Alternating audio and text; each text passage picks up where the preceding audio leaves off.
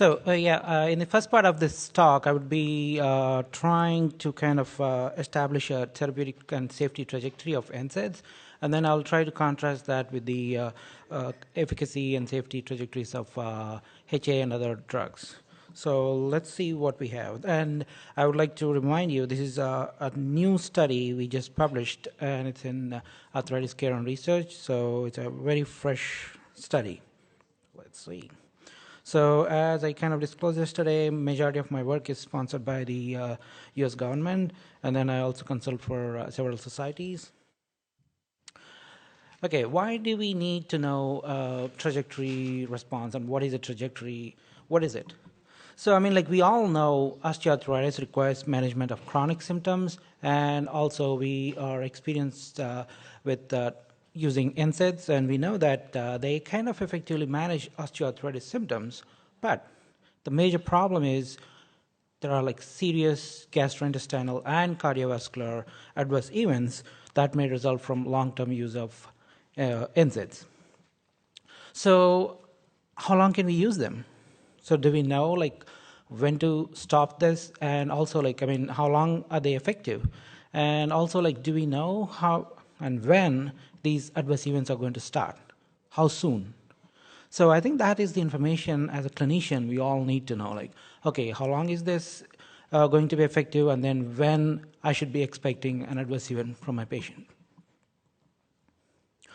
So, I mean, what we did in this is like we looked at all the knee osteoarthritis studies, and we kind of restricted ourselves with the FDA-approved NSAIDs versus placebo studies. That's because, I mean, as we all know, there are like multiple NSAIDs on the market, and then just to kind of make it more homogeneous and also easier for us to handle the data, so we looked at only the FDA-approved NSAIDs.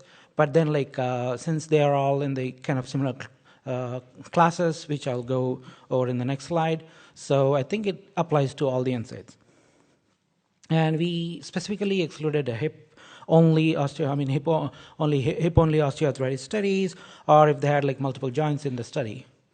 And also, like as I said, we excluded the NSAIDs not approved by FDA and any non-randomized studies. So as in any typical good meta-analysis, we did a proper systematic literature search. We did everything in a double-blind fashion. So we did all the screenings and data extractions, quality assessments, everything was in double-blind fashion. And we looked at pain, function, discontinuations, and other safety adverse events. So, I mean, the NSAIDs were grouped as the following. So as we all know, there is a non-selective COX NSAIDs. So we have diclofenac, ibuprofen, indomethacin, naproxen, and piroxicam. And then we have selective COX-2 inhibitors, and then the only COX-2 inhibitor drug which is currently on the market in US is celecoxib, so that's the only representative. And the intermediate COX inhibitors were etodolac, meloxicam, nabumetone. And I mean, I think probably you all know what is an intermediate COX inhibitor, because they have more of a COX-2 inhibition, but then like they still have a little bit of residual COX-1 inhibition. So, I mean, what we did was we calculated standardized mean differences from week 2 to up to 6 months. And for the adverse events, we calculated the risk ratios. And also we assessed the heterogeneity, and we did some subgroup analysis too. So just to look at what kind of studies and participants were in these studies, we included about 72 randomized controlled trials, which included about 26,000, about maybe 500 participants. So that's a huge sample size. And these studies were published from 1976 to 2017. So there were like some really, really old studies too in here. And then the follow-up ranged from 1 week to 2 years. I mean, I should kind of confess here, the 2-year studies were only, I mean, we only had like 2 studies, which are like 2 years. And as I say, 90% or 96% of the studies were like 13 weeks or less. So yeah, beyond those 13 weeks, we only had like 2 studies. And mean age was about 53 to 69. I think that's the typical age range we kind of treat. And the mean BMI is again 27 to 34. Depending on the countries we come from, I think that's the typical range.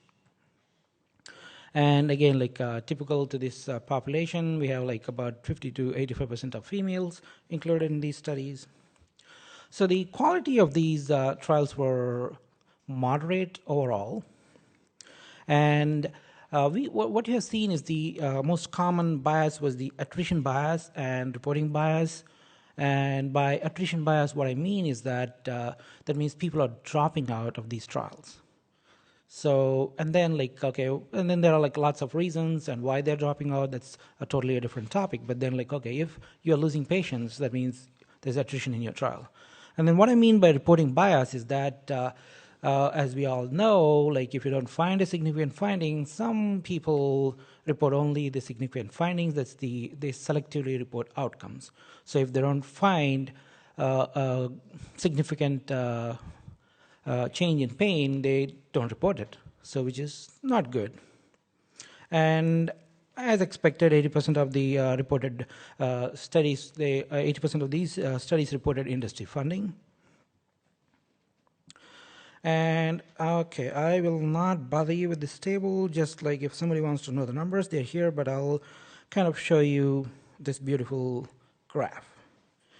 So we tried to plot the time trajectory or the therapeutic trajectory of pain relief over time. So what we did is like, I mean, on the left-hand panel of this, or on the y-axis is the standardized mean difference, and then on the x-axis we have time points 2 through 26 weeks, that is like 2 weeks to 6 months. And then what we found was the efficacy of these NSAIDs peaked around 2 weeks, but then it started going down and turning down, and then it just goes off the charts. And then as you can see, there is this red line, which is the minimally clinically important difference. So, I mean, as you can see, like after, it's only kind of really good and above the minimally clinically important difference at just 2 weeks. And then 4 weeks, yeah, the confidence interval is kind of crossing that, so that means we have less confidence. But then by 8 weeks, even the effect size is going down below the NSAID. So, I mean, yeah, most of your patients around 8 weeks, they lose this efficacy. So most of these patients are not happy with these drugs around 8 weeks, I would say. And then we tried to plot the same kind of graphs using, I mean, just looking at, okay, which of these NSAID classes are doing better versus worse. So as you can see, at all time points, the traditional or the non-selective NSAIDs like diclofenac and naproxen, they were doing better than the other two classes. And interestingly, COX-2s were better than the intermediate ones. So celecoxib did better than the intermediate ones across all time points. And then, yeah, this is the minimally clinically important difference. So let's look at the function. So even for the function, we are seeing the similar kind of trends. So the efficacy peaks around 2 weeks, and then it starts trending downwards, and then by 8 weeks, it's like, okay, and then, yeah, 12 weeks and 26 weeks, yes, we don't have a good signal of patients being like really happy with their drug. So the efficacy in terms of pain and function, it's going down after 2 weeks. And yeah, we did a similar trajectory for different classes of NSAIDs, again, for the function, and it's the same trend. So we see the traditional NSAIDs performing better than the other classes at most of the time points, or all time points, I would say, and then COX-2 is kind of performing better than the intermediate COX inhibitors. So let's look at the safety of these NSAIDs. The patients, I mean, overall, what we found was patients receiving oral NSAIDs demonstrated significantly higher rates of adverse events during this study follow-up period. I mean, mind you, this is like compared to placebo. And what we found was like the discontinuation, I mean, especially the most common adverse events we found were like they were discontinuing the treatment because of adverse events. And also there were like lots of treatment-related adverse events. And we also found some cardiovascular events, and the most common cardiovascular events we found in this earlier time periods is the edema and hypertension. And we found some gastrointestinal events. The most common ones we found were like upper abdominal pain, diarrhea, dyspepsia, nausea, and some upper abdominal discomfort. So, but majority of these, GI and cardiovascular adverse events were minor and transient overall, but they're giving some signals for us. So let's see how they fared, based on the class. So traditional NSAIDs, again, had the least favorable. I said they were like most efficient drugs, but then they have the least favorable profile here. So these percentages I'm saying are against the placebo. So they had about 42% higher risk of treatment-related adverse events than placebo, had about 50% higher risk of GI events, and then about 92% higher risk of cardiovascular adverse events. Again, like, don't be scared. I'm not scaring you. These cardiovascular events are not MIs, and people are not dropping like flies. So it's only edema and hypertension. But then that gives us a signal, and I'll show you like how early these signals are picked up. So again, mind you, these are against placebo.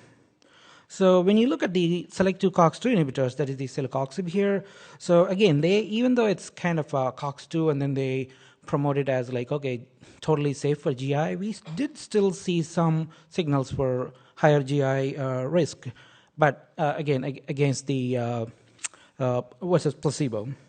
And then we saw equivalent risk to placebo in the discontinuation rates and also treatment-related adverse events. And there was no significant difference for the cardiovascular events. And the intermediate COX were like similar to COX-2 inhibitors. So, so this is the trajectory of events. Like, okay, when do we see these events? And patients receiving any NSAID were significantly more likely to experience GI adverse event as early as 4 weeks. But you can see the signal is there. Like, even at 2 weeks, these events are like slightly higher. But then around 4 weeks, that's definitely statistically significantly bad. And even at 12 weeks. But you can ask me like, oh, what's going on at 26 weeks? 26 weeks, again, as I said, we only had like 2 studies, so I wouldn't kind of put too much emphasis on that 26-week result. But as you can see, like, you can see the signal around 2 weeks, but by 4 weeks, it's very evident that we have these minor GI events. But then that's why people are not willing to continue taking these drugs. And we tried to look at the trajectory of, the GI adverse events by class. And again, like, the traditional NSAIDs had the highest likelihood of experiencing GI events overall. And COX-2s, selective COX-2 inhibitors, the risk was not significantly greater than placebo at any time point, but you can still see some signals. Yeah, okay. So I don't have a graph for that. So now moving on to the cardiovascular safety. So again, as you can see in this graph, you can see the overall risk of developing cardiovascular events was higher in patients using NSAIDs versus placebo. But again, like, it did not reach statistical significance because one of the main reasons is like a lot of these trials, they don't report these adverse events in a proper way. So our sample size was kind of restricted to make any major conclusions out of it. But again, the point is, like, you can see some signals. So even by like 2 or 4 weeks, I would say like 2 weeks might be too early, but by 4 weeks you can see some changes in hypertension and also edema. So again, with the looking at the cardiovascular events by class, traditional NSAIDs had a statistically significant higher risk of cardiovascular events at 4 weeks, but then around 2 and 12 weeks, they did not reach that significance. And then selective COX-2 inhibitors and intermediate COX inhibitors, the rates were not, the cardiovascular event rates were not significantly different from placebo at any of the time points. And then, okay, again, as with any study, we have some limitations. One of the major limitations we found was the attrition bias. That was a major concern because if there is a differential discontinuation, that means differential discontinuation meaning like, okay, if you have more people leaving your treatment arm compared to your placebo arm, that's a differential discontinuation. And then what we found was we had kind of some studies where people were discontinuing more on the treatment arm. In some studies, the placebo arm was discontinuing more. And what we found was the discontinuations in the treatment arms were mostly, the majority of the causes were treatment-related adverse events. Whereas on the placebo arms, it's the efficacy. So people said, like, you know what, it's not working, I'm not going to take it, and then they drop out. But then with the NSAIDs arm, it was like, okay, NSAIDs, the people taking NSAID, they say, like, okay, I think I'm not feeling well because I have some GI issues or something. So that's why they were dropping out. And also, like, I would say, like, one of the major problem we had, I mean, like, yeah, this is what we are facing, right? We do not have long-term data. Osteoarthritis is a chronic problem. It'll be great if we have, like, really long-term data. But then the data, yeah, beyond 26 weeks, even at 26 weeks, I wouldn't trust that much. But then, like, we clearly can see lots of signals here, even up to, like, 12 weeks. So just to kind of conclude this part of the talk, so what we found was, like, benefits on pain and function from NSAIDs, they peak at 2 weeks, but decrease steadily over 26 weeks. And then incidence of minor GI and cardiovascular events consistently rose, kind of reaching even a statistical significance as early as 4 weeks. So this is our kind of main conclusion, where, like, the durability of efficacy and early onset of minor adverse events should factor into your clinical decision making. Especially, I mean, like, with the oral use of the NSAIDs. So now, since I told you how good or bad are NSAIDs, now let's contrast that with the other agents we have in, for us to treat osteoarthritis. So first, let me quickly take you through the comparisons with hyaluronic acid and other intraarticular treatments. So, probably some of you might have seen this. I'll just quickly go through this network again. So in this network, we included 137 randomized trials, which included 33,000 patients now. So it's a huge sample again. And then we compared acetaminophen or paracetamol and several NSAIDs like diclofenac, ibuprofen, naproxen, celecoxib, and then intraarticular hyaluronic acid and also steroids. So yeah, again, I think many of you saw this slide in a different fashion last night. And yeah, we compared all these drugs against each other. And then what we found was, compared to oral placebo, intraarticular hyaluronic acid has the highest effect size of 0.63, and acetaminophen has the smallest effect size of 0.18. And interestingly, celecoxib was just as good as your acetaminophen or paracetamol. And this is the key point. I mean, compared to intraarticular placebo, none of the NSAIDs fared better than intraarticular placebo. It was only the intraarticular steroids and intraarticular hyaluronic acid which performed better. And another interesting thing is that hyaluronic acid was superior to celecoxib and naproxen. So, what can we conclude from this study? Like, the basic conclusion is, like, all interventions were significantly better than oral placebo. But then, this is the caveat. Like, intraarticular placebo was significantly better than oral placebo. And the effect size for oral placebo, for the intraarticular placebo is 0.29. If you noticed, the effect size for paracetamol or the acetaminophen was only 0.18 compared to oral placebo. That means intraarticular placebo is like almost 1.6 times greater than your acetaminophen or Tylenol or paracetamol. And then active intraarticular treatments were more effective than oral treatments, and none of the oral NSAIDs were significantly superior to intraarticular placebo. So now quickly let's look at intraarticular therapies, and then if hyaluronic acid versus intraarticular steroids, what is better, kind of.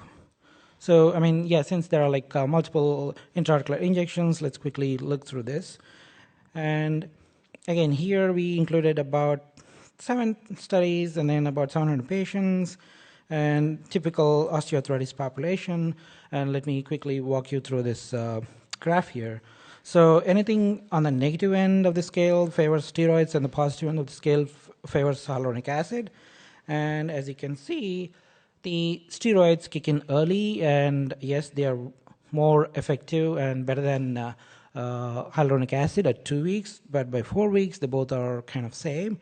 And then by 8 weeks, hyaluronic acid kicks in, and then they take over. They're better than steroids up to 6 months. So now let's see, okay, I want to really contrast. We have a trajectory for NSAIDs. Let's see if we have a trajectory for hyaluronic acid. And let's see if they do any better, or how do they kind of really look like. So, again, that's the kind of reason why we want to do this. And because we all want to know, okay, to exactly compare these two treatments and see which one would be better. So similar to the NSAIDs analysis, even here we looked at only knee osteoarthritis, and this is intraarticular hyaluronic acid versus intraarticular placebo. So the numbers you're going to see are going to be slightly different from the other one I showed you. So again, we calculated standardized mean difference, and then we plotted a therapeutic trajectory from 2 weeks to 6 months. And we did several subgroup analyses. So in this study, we included 54 randomized trials of intraarticular hyaluronic acid versus intraarticular placebo, which included about 7,500 patients. And follow-up was about 4 to 52 weeks, and then mean age, again, everything is like a typical osteoarthritis patient. And the key take-home message for this study is that the efficacy of hyaluronic acid was better than intraarticular placebo by week 4. And then it reached its peak around 8 weeks. Then it kind of started trending down, but then they held their ground until 6 months. You can see that in a graph here.